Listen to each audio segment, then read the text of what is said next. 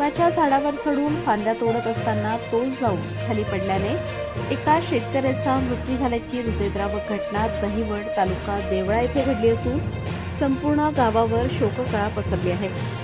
श्रावण संपत देवरे वय 54 वर्ष, राहणार दहिवड तालुका देवळा जिल्हा नाशिक असे मृत शेतकऱ्याचे नाव आहे. गुरुवार दिनांक 2 एप्रिल रोजी सकाळी सुमारे 8 वाजण्याच्या सुमारास ही दुर्घटना घडली.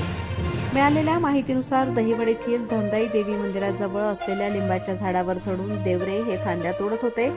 मात्र अचानक तोल जाऊन ते झाडावरून खाली कोसळले.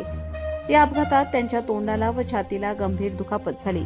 स्थानिकांच्या मदतीने त्यांना तातडीने ग्रामीण रुग्णालय देवळा येथे दाखल करण्यात आले. मात्र डॉक्टरांनी तपासून त्यांना मृत घोषित केले.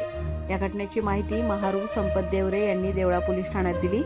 या प्रकरणी भारतीय नागरिक सुरक्षा संहिता कलम 194 अन्वये आकस्मिक मृत्यू क्रमांक 16/2026 नोंदवण्यात आला असून पुढील तपास सहाय्यक पोलीस उपनिरीक्षक खुरासने हे करीत आहेत.